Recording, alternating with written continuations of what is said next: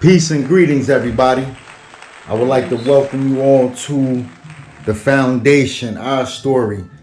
This is just a little documentary I do for my family, where as though I can, log in and make sure we get our story told the way it's supposed to be told. So today, I got a special guest. One of my family members, one of my big brothers, one of my loved ones. My brother SALADEEN. Introduce yourself to everybody, let everybody know who you are. And I'm going to hit you with some questions, my brother. Peace, family. SALADEEN, KHARi, AMiR. And I'm being interviewed by my youngest brother. I'm number 7 out of the 8. Word. Alright. That's what's up. You gave me your name. That was like pretty much the first question I had on here. Is, what's your name? But my next question for the audience, for the family, for our loved ones, for future generations will be, where were you born? I was born in Belleville Hospital. Well, not Belleville Hospital, Clarimass Hospital in Belleville. Yeah, I was born there. I think we were still staying in the brick somewhere. But let me backtrack a little bit on my name. Yeah. Well, everybody do know, some really don't know. I've changed my name from Stephen to SALADEEN, KHARi, AMiR, and I still have my last name, NEVELS. Nice. SALADEEN always been my name. That was the name Blondie gave me. Okay, SALADEEN. Right. So, when I did the study on it, and I did the math on it, SALADEEN was a general, an Arab general, that fought against the Christians during the Crusades. Right? But the name, the meaning of the name is righteousness of the faith. Righteousness of the faith. Right. So when Blondie gave me that name, he gave me that name because me and Rock, we used to fight all the time. You know what I mean? I was messing with his clothes, always doing something destructive to him or his belongings. So he would be at me, we'd be fighting or whatever, slapping me up. Yeah. So he gave me that name because I had asked him, like, well, what that mean? He was like, fighting man. But I think what he was trying to say in essence, describe SALADEEN, the general. Okay. But in Arabic, it's Salahuddin. Salahuddin. Or Saladin. Saladin. So as I got older, really doing the math on the name, like, that's pretty much how I'm living today, how I'm walking in the righteousness of my faith. Being in right standing with my faith. Right. So KHARi, AMiR came in. Of course, that was KHARi's name, my son, my deceased son's name. Right. His first name was KHARi. God bless. Middle name was AMiR. KHARi mean kingly. AMiR mean prince. Prince. So I took his first and middle name and combined it as my one middle name, KHARi, AMiR. KHARi, AMiR. So okay. I am in right standing with my faith as a kingly prince. Or if you want to back it up, I'm a kingly prince that's in right standing with my faith. Nice. You know what I mean? So some meaning behind your definition behind your name. Absolutely. And you know something? All of our siblings have I was the only one that didn't have a middle name. I don't know why I didn't get a chance to ask mom, dad, or dad, like, how come I didn't have a middle name? Everybody has a middle name. Yeah? Yeah. I'm gonna get you got a middle name. May got a middle name. Sonny, Blondie, Rocco. Butch got a middle name? Yeah. Martin what? Martin Thomas. I never knew that. Yeah. I never knew that. Thomas. Wow. Willie Elbert. Mary Ann. Robert Kelvin. You know. So I was the only one that didn't. And it was like, I wonder why I didn't. Like I said, I never got a chance to have asked them. I never knew why I didn't have a middle name. So now I do have a middle name, and it means something. Yeah, you know what I mean? There you go. Yeah. Took the initiative to bring your name to light. And absolutely. with meaning behind it. with strength behind it. Yeah, a chapter in my life moving forward, you know, because life is a journey, man. We all on a journey. You know what I mean? Absolutely. It's And to know the meaning of your name. Exactly. A lot of people don't even know when their mother named them some, name. They don't even know the definition of it. You know. Yeah. But that's some information right there. That's definitely some valuable information for your grandchildren, Absolutely. your daughter, and future generations. Yeah. My next question on this list would be, you said where you was born, what town, but what's your birthday and how old are you, if you don't mind? Because I am documenting this as 7. I believe this is 18/2021. Yeah. So Yeah. So my born date is January 21st, 1967. I'm 54. Yeah. Okay. And what grammar school / high school did you attend? I went to Belmont Runyon. Because we were staying on Bigelow Street in Hillside. West. Yeah, I remember Bigelow. Yeah. I remember that. So those was like the good golden days for me. Like what year frame? Put people in the I say late 70s. Late 70s. From the mid to late 70s. Yeah. That's when cause we stayed right around the corner from then. It was South Side. So today it's called Malcolm X Shabazz High School. Right. But it was South Side back then. You know what I mean? Because that was the South Side of the bricks. Right. You know what I mean? So I went up the street to Belmont Runyon. And then from there up the hill to Bergen Street. Okay. And then for junior high, I went to Clinton Place. Okay, I'm trying to think. Clinton Place. Now I think it's University.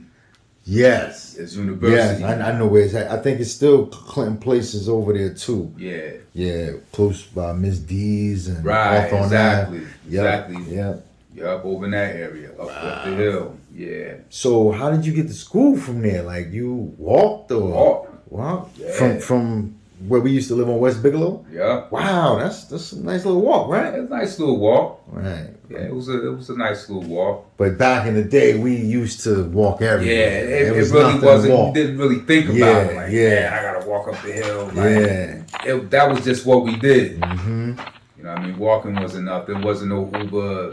Parents dropping you off, none of that. It was like, school is right there. Get it. Uber. Wow. Yeah, a lot of kids are spoiled now with that. Spoiled today, B. Mom, Dad, could you put me in an Uber and be going right up the street somewhere? Yeah. Walk it out. Jump on a bike or something. Yeah. Times is different where you was able to walk. Nobody really wasn't bothering you like that, or snatching you up. Right. Yeah. You know what I mean? Like shit is popping off today like that. Different places. That's true. Yeah. My next question on this list, SALADEEN, would be, where did you grow up? I grew up in the bricks right there when we stayed on Bigelow and Hillside. I grew up there, but as I got older and hanging out with different elements, my stomping ground was Clinton Avenue and Bergen Street in that area. All up in there. Avon Avenue, Pashon, that whole... A lot of action going on over there for that time. What time frame would you say that would be? That was definitely late 70s. Late 70s. Definitely wow. Late 70s. For all y'all millenniums out there, late 70s. I wasn't even thought of. Late 70s. And, it was... To me, the 70s was a good time for me as far as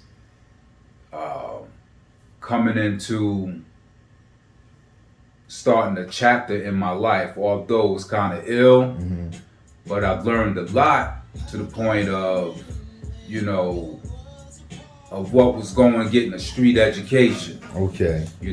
Okay. And street education ain't really a bad thing. Not at all. You know what I mean? Because you need it as you get older. Yes, sir. It comes in handy. Yes, sir. And it came in handy. Absolutely. You know what I mean? So I grew up over there on Clinton Avenue, running around over there from that back down to West Bigelow, Hillside, in that area. Nice. You know, and Nice. back then it was gangs, but nothing like blood crip type of thing. Right, right. You know, banging out on each other. Right. You know what I mean? The worst thing that probably happened, somebody pulled out a knife and stabbed somebody. Yeah.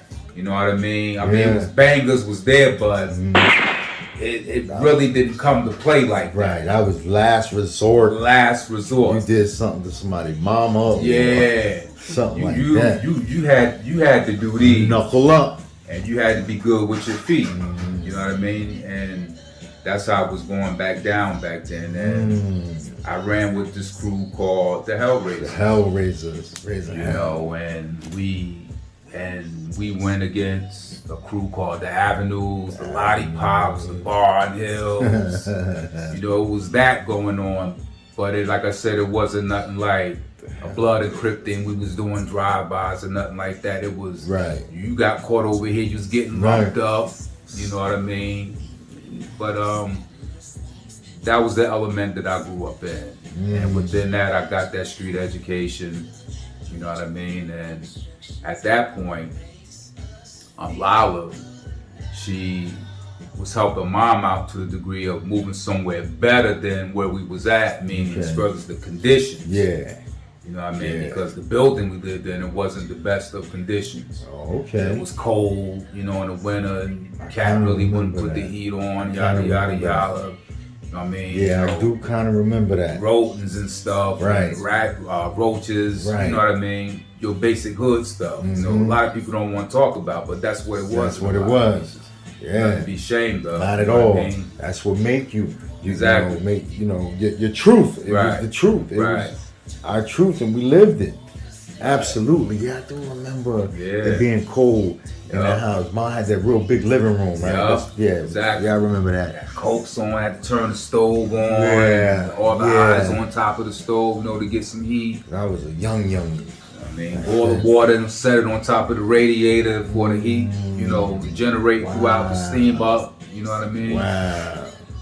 And as you said that, I was thinking of that Ghostface Killer song. All I have is you. When he be talking about picking roaches out the that just came to my mind real quick. That's what it was. Talking about that. But that's a great segue, because it led right into the other question, which was, you know, what was your childhood like? But you gave something to it, but if you can add on to that some more of, you know, what was your childhood like? My childhood, man, it was off the chain, man. It was your basic growing up in the hood childhood. Like, I never really was no fighter.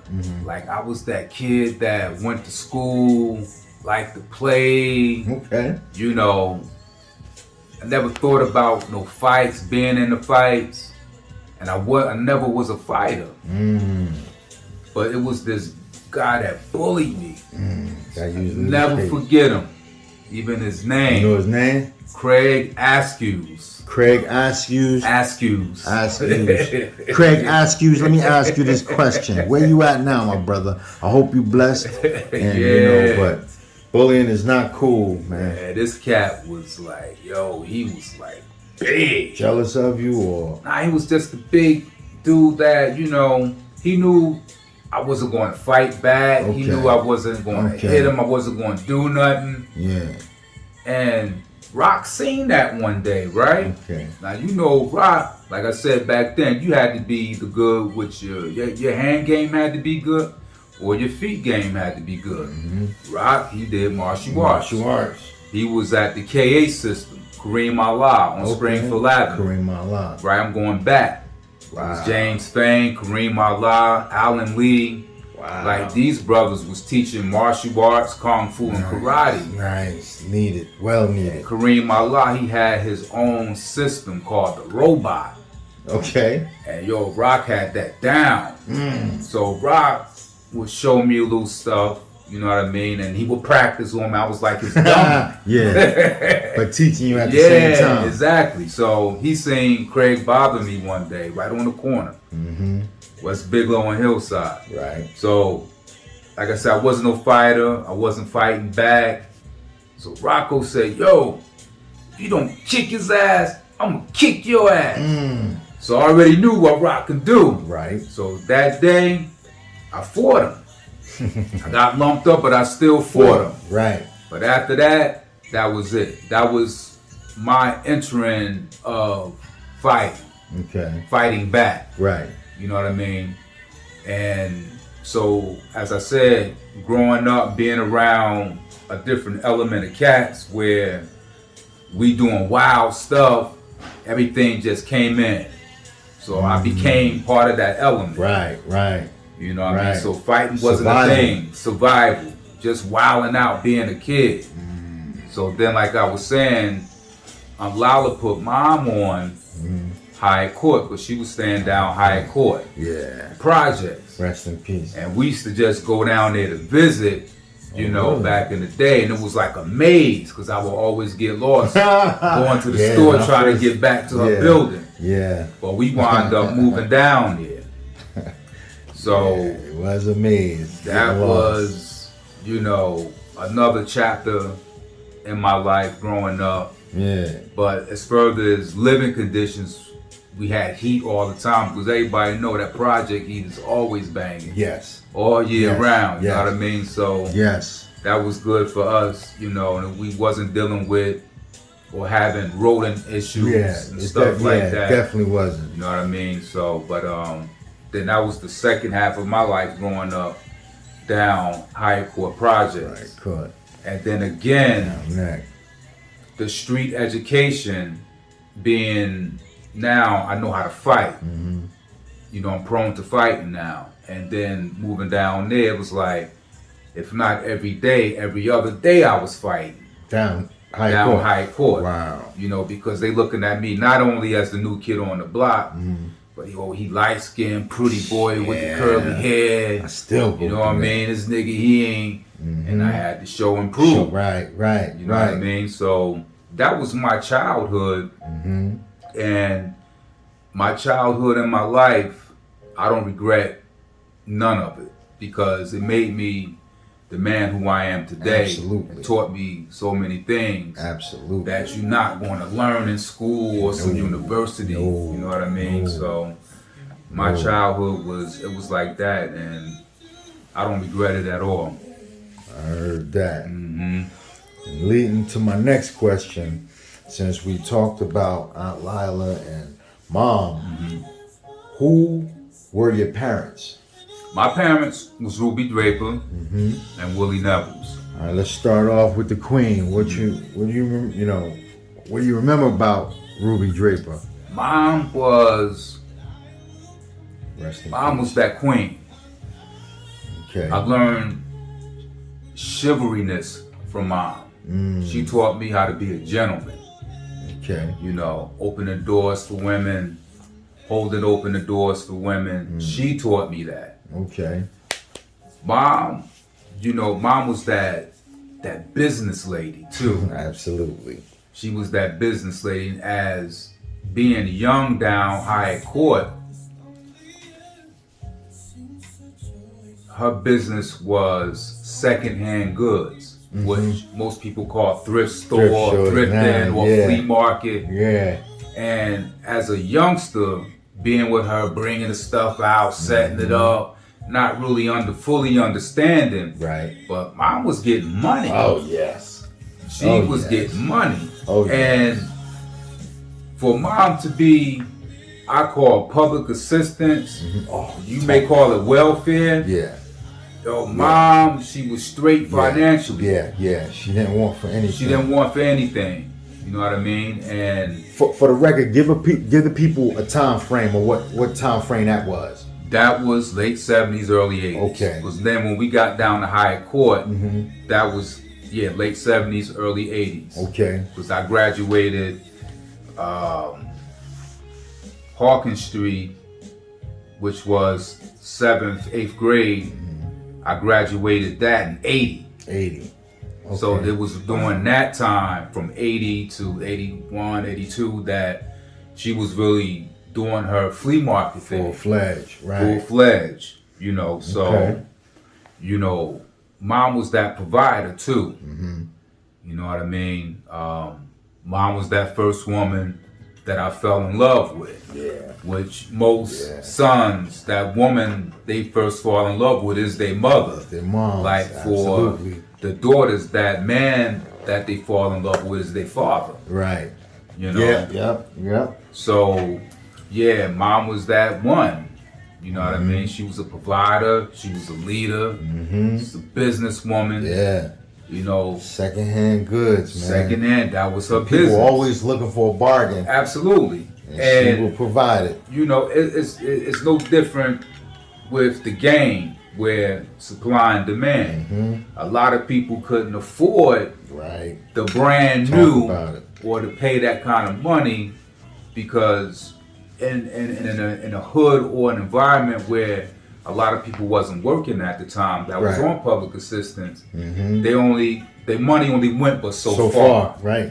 You know what I mean? So food, clothing, and shelter is your basic essentials. Basic necessities. Yes. You know what I mean? So she provided that. You know what I mean? You probably couldn't get back then the Pro Kids or the Converses, but you had something.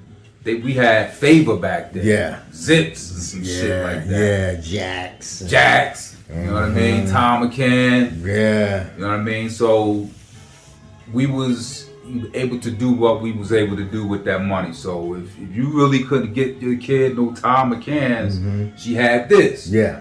You like your house with certain whatnots, she called them little figurines. She had that. Figurines and clothes, whatever you needed. She had it. Yep. And she was doing her thing. So she was that businesswoman. Absolutely. You know what I mean? Rest in peace. It's not to take away from my father, Willie Nevels. Okay, let's talk about it. Because at that point, they had, to my knowledge, I didn't know when it had happened, but at some point, they had separated from the marriage. But my father was always around. Absolutely. You know what I mean? He still came through and hit her off financially, you know, for her. He had, you know, hit her off financially for me. You know what I mean? For you, for the house. Definitely a great He was, provider. you know, still that dude.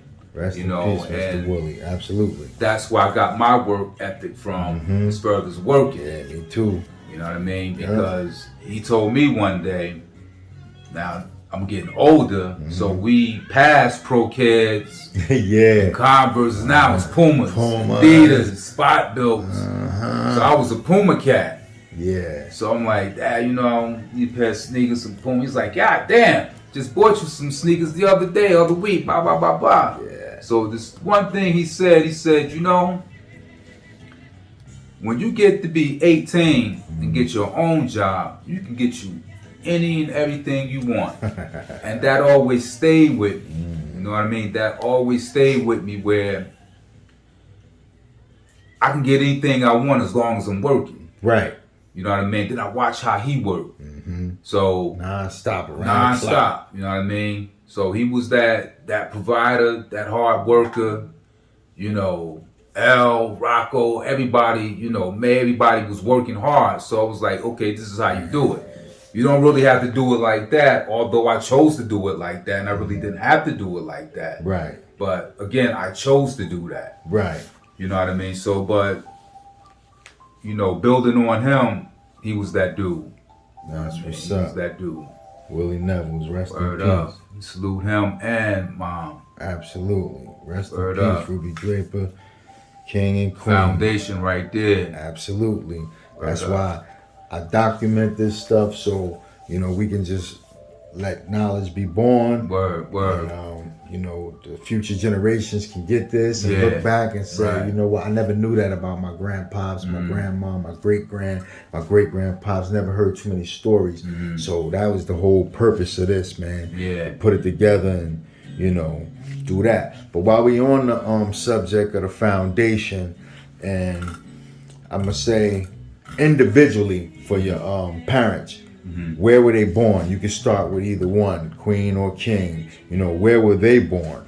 Okay, so my father, Willie Nevels, all I know, he was born in North Carolina. I can't say was it Raleigh or was it Durham. You know, he was born Oxford. there. Oxford, you know, I'm not, you know, concrete which town he was born in, but it was North Carolina. Okay. You know, best of my knowledge, you know, along with his other siblings. And they pretty much was separated from their parents. Okay. So I never known or met my grandparents on his side, his parents. Okay. I never met them, I never seen them. Okay. You know, because his siblings was separated from them. Okay. You know, so as far as his mom, I know mom she was born in, I believe it was Valdosta, Georgia. Valdosta, yep. Yeah. And we've known and met her parents, you know, granddad and grandma, you know what I mean? So yeah, they was born from down there in the South. They was both Southerners. Now you said you, this isn't on my list, but you said you met your grandmother and grandfather. Right, my parents. All right, cool. Now, because I never, you know, May touched on this. Our sister Marianne Everson touched on this. But while I got you here and you built on that, can you tell me some things about grandma and grandpa? Yeah, like, you know, from what I've known. Their names, you could start. From granddad, which his name was John Rollins. John Rollins, okay. Right. So that was my maiden name, Rollins. Rollins. Which, you know, also just to put that out there, knowledge be born that for who can remember Tree Rollins, the basketball player from the Atlanta Hawks. Yeah. Right? That was our cousin. He was a Rollins from my mom's side. Right. Our mom's side. So yeah, granddad was John Rollins. From the stories that mom had told about him, he was that dude. Okay. He was that dude to the degree of he did what he had to do. He got them a house. Give me the time frame on that. I don't know the time frame. 30s. Mom was born in 1930, so early 18. I would say maybe, you know, I don't know, that's kind of hard to say. Mm-hmm.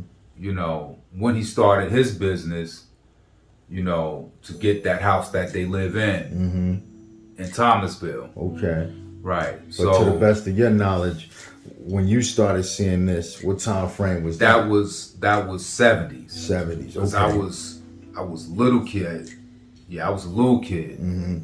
And, you know, he spent a lot of time with me we would go down there to visit because we used to live in Thomasville at one point. Right. You know what I mean? So mom went back and forth from Thomasville, Georgia to Bricks, Jersey. Okay. She went back and forth. Okay. So they say granddad was mean, but the way I look at granddad was just, he ain't take no shorts. Right. No he was a straight up dude.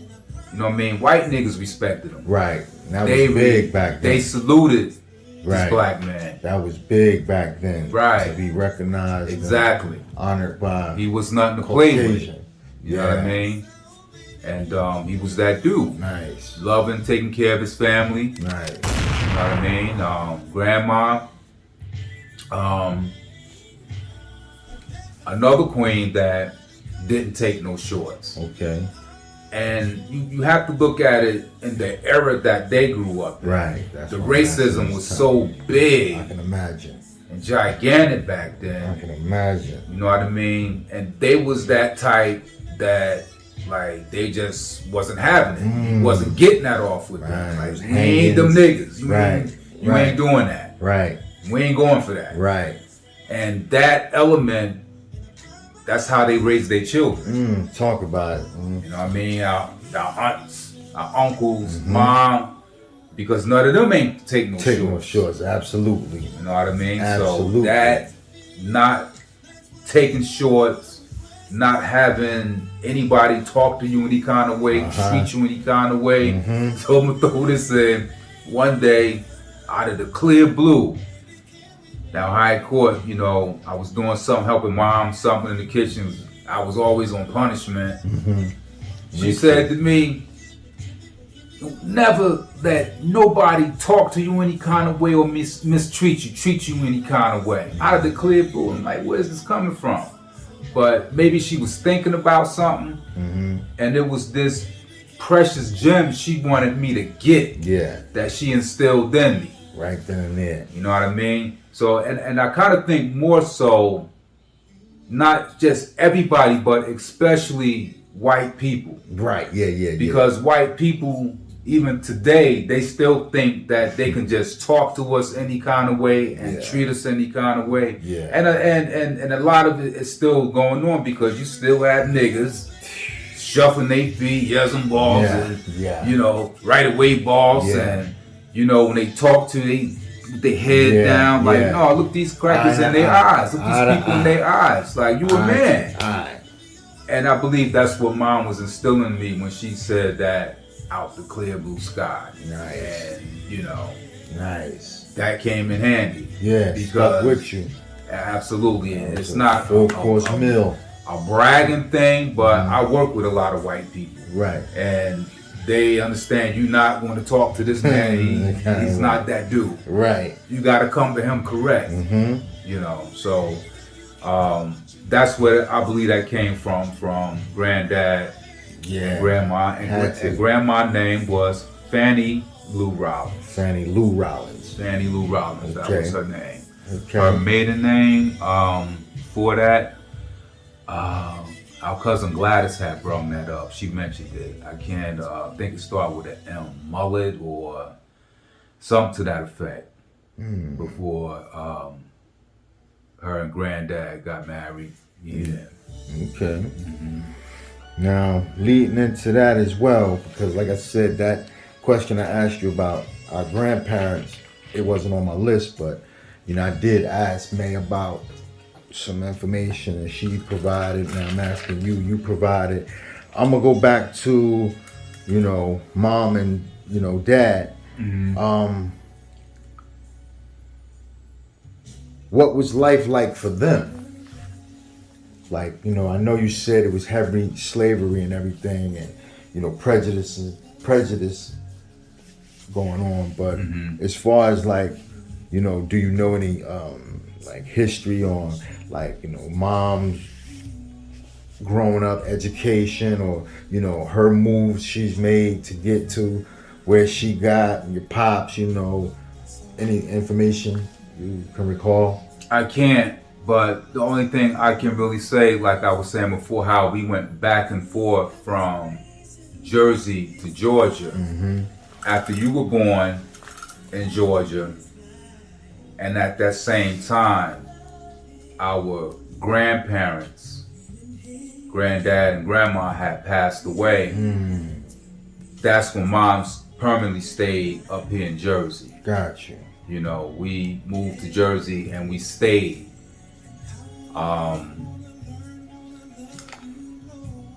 So, and I remember Speedwell Avenue. And I think that's in the Hooterville section, Bellsburg section, Speedwell. Over there by that highway, like when you, I don't remember, I think that is Speedwell.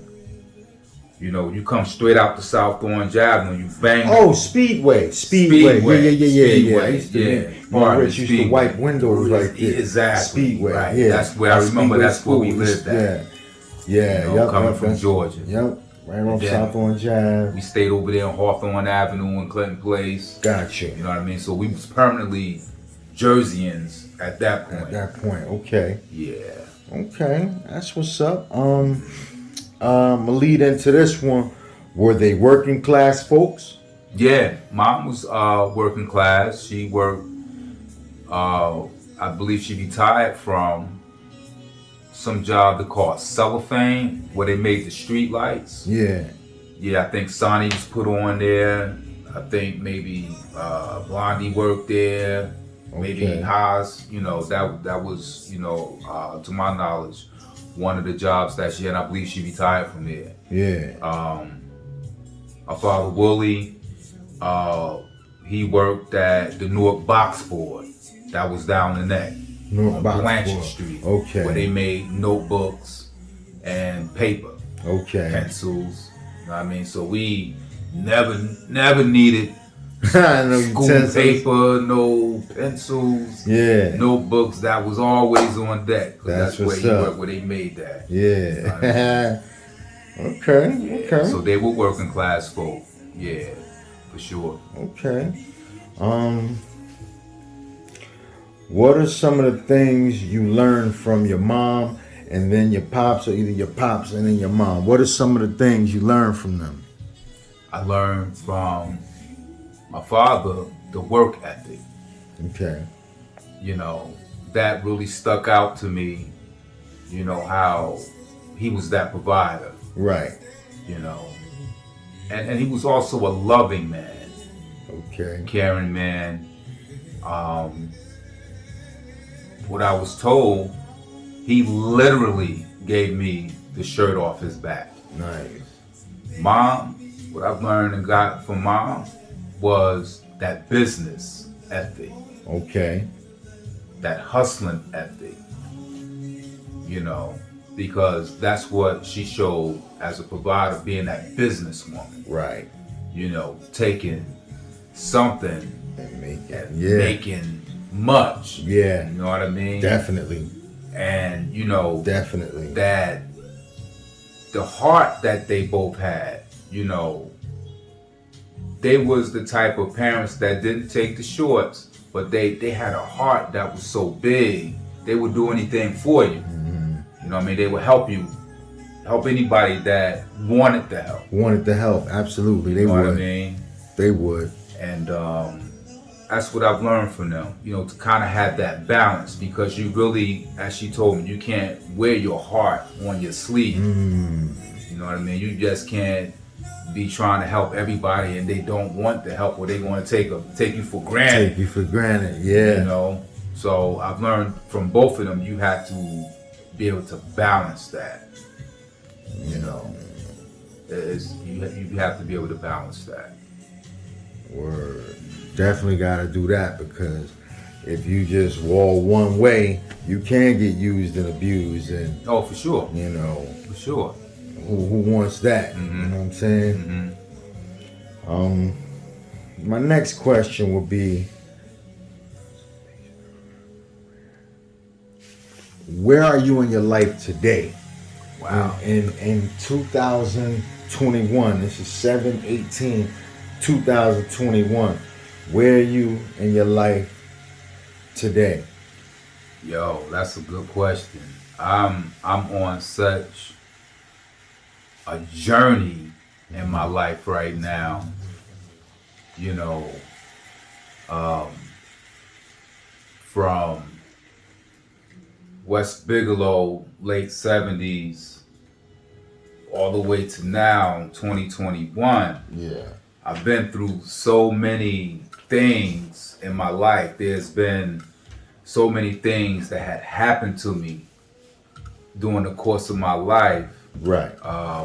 Now, whatever you comfortable with talking about, you know, you can talk about it. But if you're not, then I'm not gonna pressure you to talk about it. But if it's something you can give to, you know, our audience, our relatives, grandparents, grandchildren, things of that nature, you know, if you want to talk about it, you Right. don't have to go into debt deep definitely. or nothing about nothing. But you know, when I ask you, you know, where are you in your life now? You know, we don't know your past to ask from. You know, if you went from, you know, a lot of trials and tribulations to greatness. You know, so Definitely a lot of trials and tribulations. You know, definitely. Being that kid, like I said, you know, I didn't have to be that kid to commit crimes. I didn't have to be that kid to sell drugs. You know, okay, I didn't have to live that lifestyle. I didn't have to do them things. You know, Mom, she did her best by providing. absolutely. In addition to my father, you know, I didn't really want for anything. You know, but like I said, being in that element, growing up in that element, being around that element, I chose to live that kind of lifestyle. Right. Become a product of your A environment. product of that environment, you know, from Clinton Avenue to Hyatt Court Projects. Right. You know what I mean? So, and I paid a price living that lifestyle, you know, being shot at, being shot, being hit in the head with pipes, being that dude that was getting money as a drug dealer. But then I was on the other side. Right. I became that fiend too. Right. You know what I mean? I was that drug addict, you know, and I was strung out on drugs for a consistent 5 years. Right. You know what I mean? And that was due to when my son passed away. Some type of trauma. A lot of trauma growing up in the projects, you know, and that's where a lot of tragedy, trauma, PTSD had happened in the project. Yep. That project life. Yep. And just to let knowledge be born, all of us as black people have PTSD. Absolutely. And you really don't even know that you have Absolutely. it. But you have it. No denying that. You have to understand why you act the way you act. That's right. Where did that come from? Where did it come from? You know what I mean? It comes from the environment that you live in, things that, you know what I mean, that you've seen daily. Things that you doing yourself. Things that you involved in. And it may not be something real heavy or serious, but we all have PTSD. Absolutely. I agree 100%. It's you know, especially back then in the projects, in the hood, it was let's go see this therapist. Right. It was like, yo, smoke this. Taboo to talk about that stuff. Yeah. Yeah. Smoke this, sniff this, drink that, pop Escape. this, Easy shoot escape. that. You Yep. know, that was that escape. Yep. And that was my escape. Yep. You know what I mean? Absolutely. The drugs, that was my escape. You know, to For many try of to us. forget. Yeah. Many of us. A lot of us turn to that because, you know, no one, at least to my knowledge, was saying to me, you should go get therapy. You should see a therapist. Right. You know what I mean? We didn't know about it. Right. That wasn't that. What was taboo? I ain't sitting in front of a white man telling him my business right. and that. Right. I'm gonna smoke a blunt. Nigga. Right. I'm gonna hit Exactly. this. Or I'm gonna take my anger and frustration out on the next black man. Yeah, exactly. Or my wife, my significant other, my children. Yep. You know what I mean? Yeah. And that's the stuff that was happening. Right. When you dealing with, you can't get a job. Right. You know, you really trying to get a job. Yeah, that era. You know what I mean? But it ain't enough money to really do what you need to do to feed your family. That so era. you resort to other things. The Reagan era. Exactly. The Reagan era back then.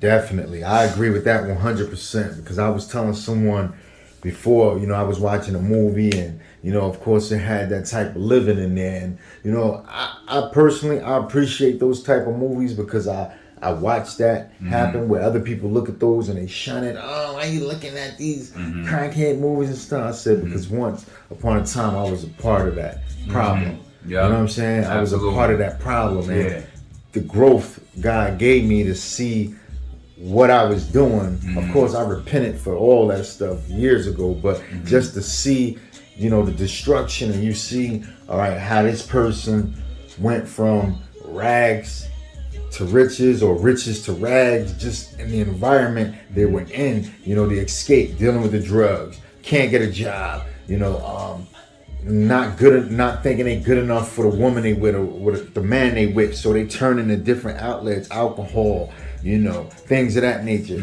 But I can relate to that 100%, man. We all have some type of post-traumatic stress. Absolutely, man. absolutely. And people were at that time looking for escapes. It wasn't a lot of jobs. It wasn't like now, you know, you can hustle and do Uber or do deliveries. You know, a lot of jobs wasn't available. The opportunities weren't available like they are now. These young kids now, man, all the opportunities in the world are here, and they don't take advantage of it. So I agree with that 100%, my brother.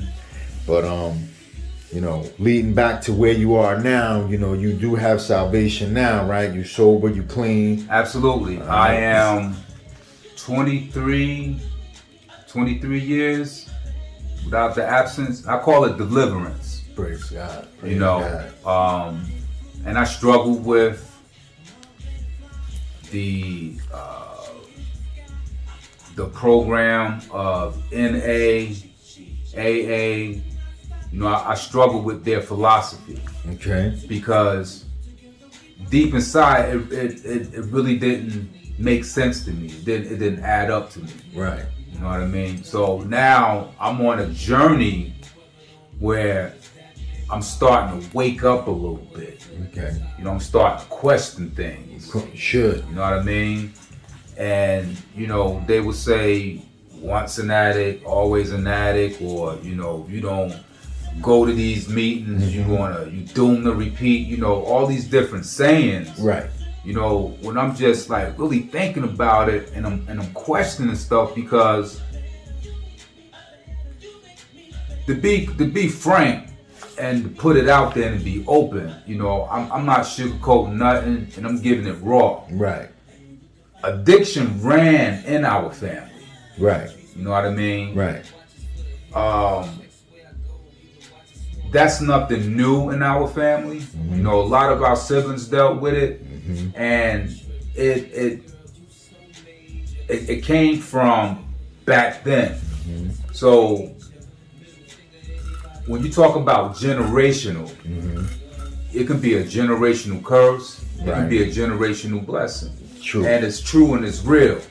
Absolutely. You know what I mean? So from back then up into this time, you know, addiction ran in our family. So what I was saying is with their philosophies and questioning it didn't add up to me.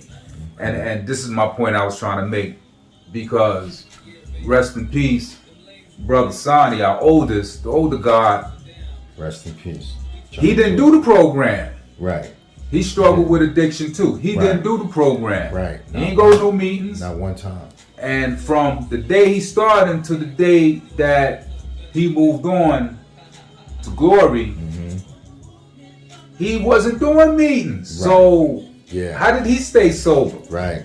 Through the grace and mercy of God. Absolutely. He prayed. Yep. You know what I mean? Yep. He read his word, and that worked for him.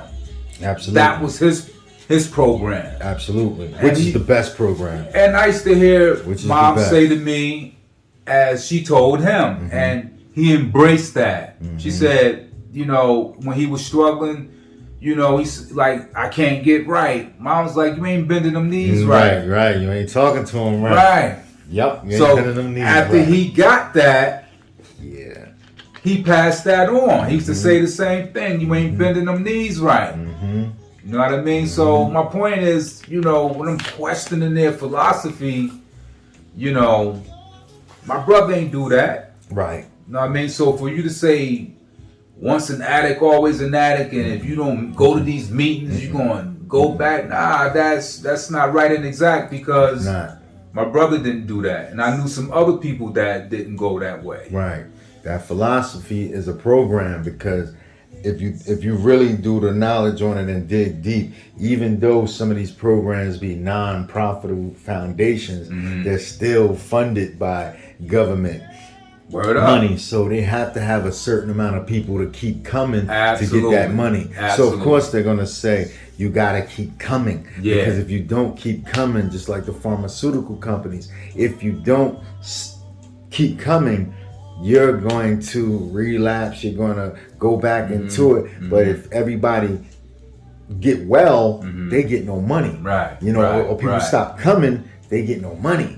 Even if you clean 40 years, if you know, you still coming, they still getting that check. So of course, you know, their intentions were good, but it's just business. Yeah, that's all just it is. business. Supply and demand. Just business. Yeah, you gotta keep coming. You gotta come to these meetings. But like you said, you bend them knees, man. I believe in that so strongly, man. The power of God, man. And absolutely. The prayers Mom had for us, and you know, it just covered over all of our lives. It took time, Sure. but you know, them prayers were answered, man. Absolutely, absolutely. And you know, we all was introduced to God. You know, early. So we knew what it was to pray. You know what I mean? We went to church when we did. You Pray know what I over mean? your food. Right. Always be grateful and thankful. Absolutely. Turn them The lights basic out stuff. when it's thunder and lightning. Yeah. Give God his respect. Let his work be done. Yeah. Mom definitely respected the Lord. Right. Definitely. Absolutely. Definitely did that. It was sure. respect. For sure. And you know, I just didn't agree with them philosophies. So okay, so I was talking about the journey of my life, the struggling with the drug addiction, and then the struggling with the alcohol. I struggled with that after having the gastric bypass surgery. Which most people do. Right. And that they really don't tell you No. because they want to get that money. You ain't gonna want the surgery no more. Exactly. You know what I mean? And so that pretty much was part of my journey to have me on the journey I'm on now. You know, it had to happen. It was written. It had to happen. Like I said, from everything that happened in my life, from the drug addiction to the 3 failed marriages, the losing of my son, you know, the deaths I seen, the project life, you know, I'm not going to incriminate myself, things I was involved in, things I've done. I don't regret none of that. Right. Because it all has me where I'm at today. That's on the journey that I'm on. Can't live with regrets because you can't change none of that past. Can't. You can change your future, you know, make plans to set yourself up, but we can't move backwards. Absolutely. So yeah, there shouldn't be no regrets. But you're definitely on the path to greatness, my brother. Absolutely. You know, sure, no doubt you're a about great that. father, you're a great brother, uncle, cousin, Appreciate that. nephew, you know, grandfather, you know, just an all-around great person, man. You know, mom raised some good children. Absolutely. You know, and I can say that about all of us. Absolutely, Not bragging or boasting, but when I do, that's actual from fact. my eyes, look on the outside and see other people's families, you know, we doing all right. Absolutely. You know what I'm saying? Absolutely. And I want to lead on to this. This is my last question, and then from here we can freestyle because this is an old list which I need to update it a little more. But this question will be, you know, a powerful question. This is, what legacy do you want to leave behind? The legacy I want to leave behind, not only to my grandsons, not only to my children, not only to my nieces, nephews, but to everybody. The legacy I want to leave is that it's so much. It's just not one thing per se. Talk about it, man. We got time. But it's to question everything. Don't take everything for face value. You know what I mean? Just don't listen to what somebody's telling you and you believe it. Like, check it out, investigate it, question it. Research. You know, research it. You know what I mean? Like you said earlier, we live in a time of internet and Google. The information is right there. Right there. You know what I mean? Versus, no excuse. You gotta go through all these books and read. You know what I mean? Doing the math like that, but there's other ways to reach that road to get that information. Absolutely. You know, another legacy that I want to leave is that, you know, you don't have to stay there. You know what I mean? Meaning, you know, you may say, okay, well, life ain't really good for me, or I want to do this, I want to do that, I should be here, or I should be there. You know what I mean? You can make that happen. Yes, you can. You can make that happen. Yes, you can. You know what I mean? Because, like I said, I look at my life from where I came from. You know, I kind of thought that at one point too. Like, man, Right. three failed marriages. Right. I'm out here on drugs. I'm an alcoholic. You know what I Right. mean? I left my son and daughter over the drugs. Like, and not tooting my own horn, but for everything that you will call God, I call him Yahuwah, that's his name, brung me through and have me today, you know, is to be that example to show people that you can come out of that. Absolutely. You don't have to settle for that. You don't have to stay there. You know what I mean? And that's the legacy that I want to leave. Like, you know, you can do it. You can be that. You can get that. Right. You know what I mean? You can do that. It's just something, you know, that simple. Don't, you know, have to be tons of money, you know, but just the knowledge, you know. Yeah, the knowledge is money. That's super valuable. The information. Absolutely. The information will lead you to getting some money or your health right. Absolutely. Information, man, will definitely.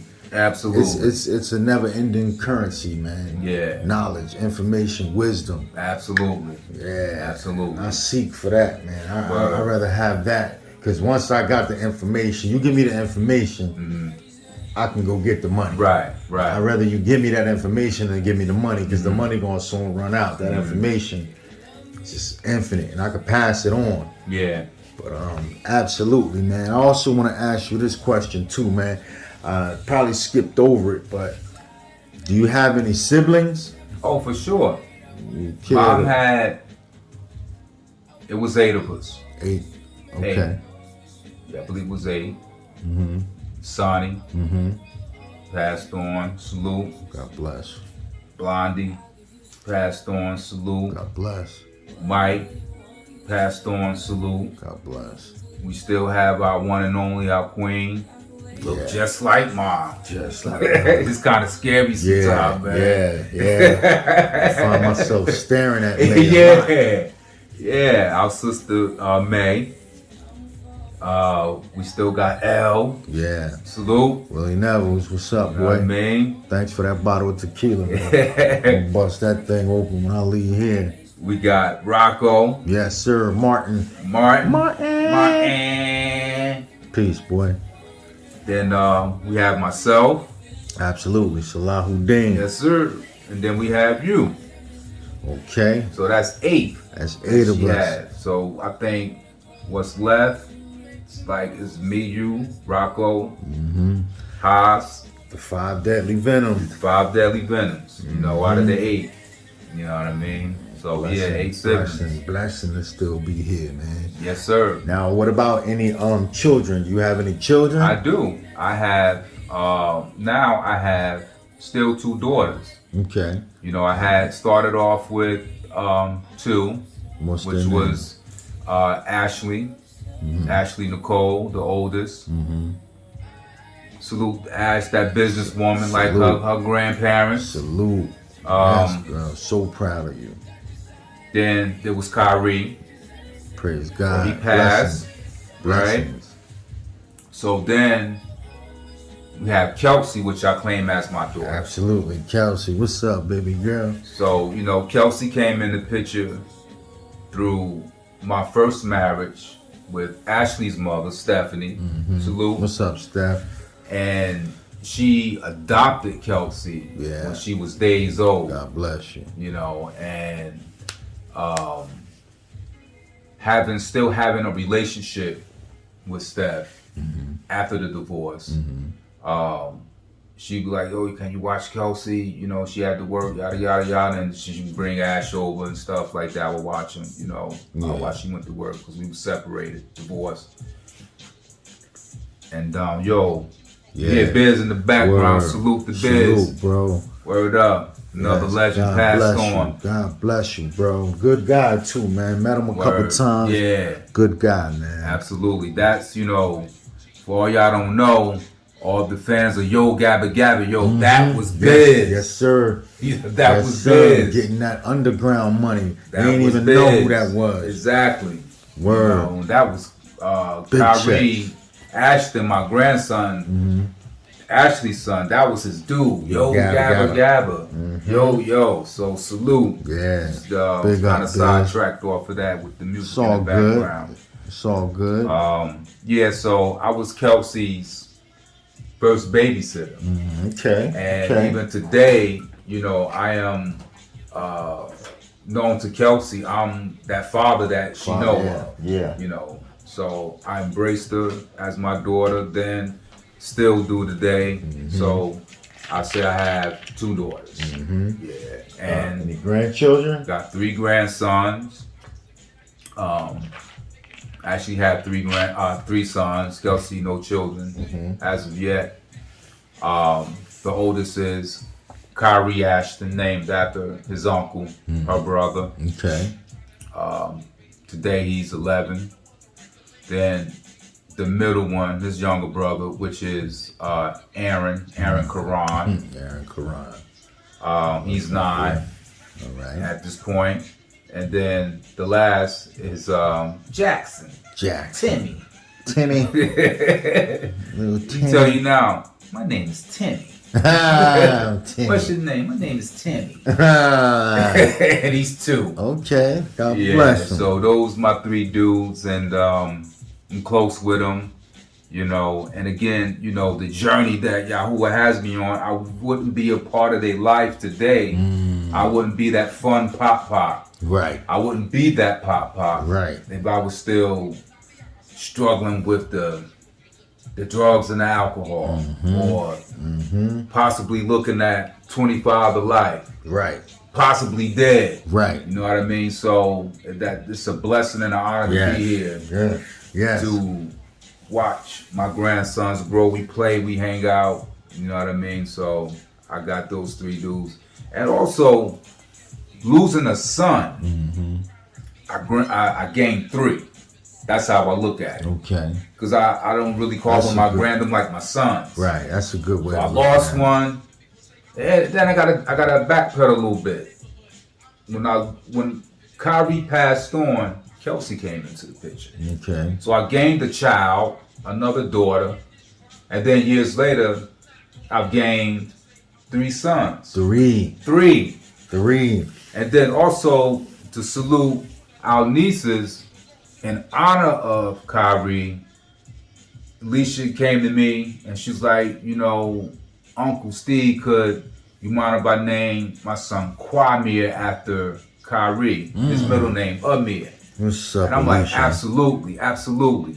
Wow. And she did. Then we have TAMiR. Tamir. Right. You know what I mean? So, and there's somebody else. We have so many. AMiR.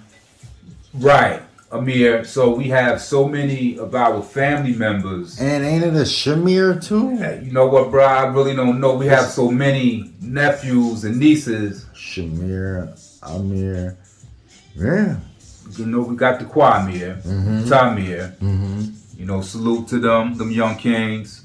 Yes. And Definitely. in honor of their cousin. And that was big. You know what I mean? The And name lives on. absolutely. The spirit lives on. Spirit definitely lives on. Definitely. And yeah. you know, for me to take his names and make that his 2 names my 1 middle name, you know, it's still honoring him. You know. Definitely. And it's just saluting him that, you know, he's still here for sure. Definitely. You know, everybody's honoring him in some kind of way. You know what I mean? Definitely. That's what's up. Also, want to give a big shout out to our nephew Mecca Nevels. Absolutely. Rest in peace. You know, we lost him in May. Yes, sir. Real devastating. Mackinac. Definitely want to give you a shout out, Levels. Listening to a lot of his music, man, that boy was very talented. Yeah, I caught a couple of Very them talented, joints. man. He was different. It wasn't the same everyday run-of-the-mill trap music, and you know, he was just on something different, man. I think He was on to something. yeah, I really believe, you know, if his music even get into the right hands now, it can go places. You know, I never knew that was like a hidden gem. I know one time when I went to North Carolina with Pam, Albert, Monty and myself in Mecca, you know, we was in a hotel and we was, you know, play rapping. You know what I'm saying? He was, you know, saying some stuff. This is years ago. This is like 2012-ish. So, you know, he was, you know, saying stuff. I'm playing with it, you know, the words and everything. But we had a great time. But I never knew it would grow. Maybe that spark right there just drove him to really go hard. And like I said, his music was really interesting, man. Like a lot of songs still I'll be humming in my head while I'm, you know, driving a bus or whatever. But I wanted to just say that because he's no longer here.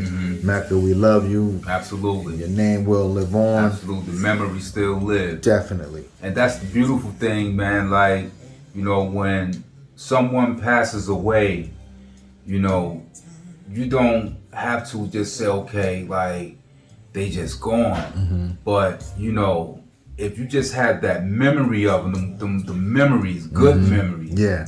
you know, that's what keeps them alive in your heart. Absolutely. You know what I mean? Absolutely. And to say, you know, when I struggled with losing my son,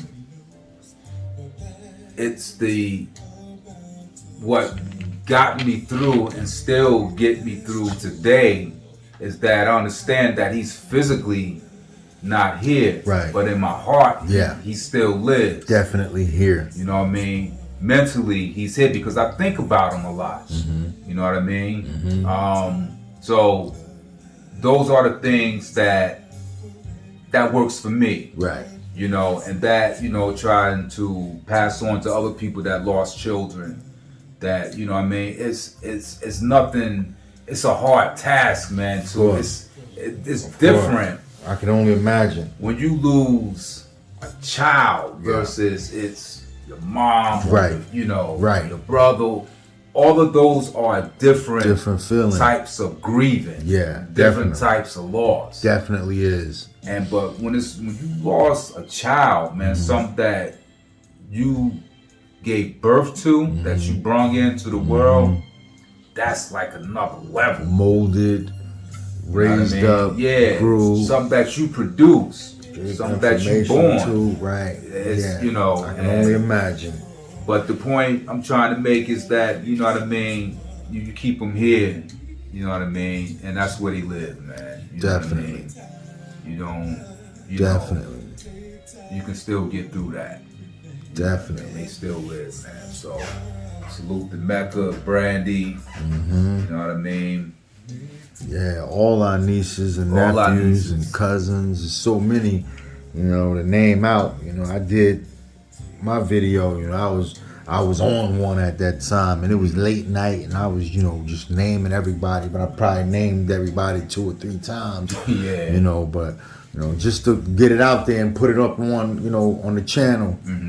So, you know, like I said, I'm done with my questions, but if it's anything, you know, you want to freestyle in here, you want to talk your smack, you want to let it be known or whatever, you know what I'm saying? If you want to do another video for that, you know what I'm saying? But, you know, those are pretty much my questions. You know. I mean, it's, you know, I just pretty much just gave the basic, touched on, you know, basically answering the questions, maybe elaborating a little more on this and a little more on that, but you know, primarily that's it, man. You know, I think the best question that you asked that I really enjoyed was, well, what was important for me is where I'm at today.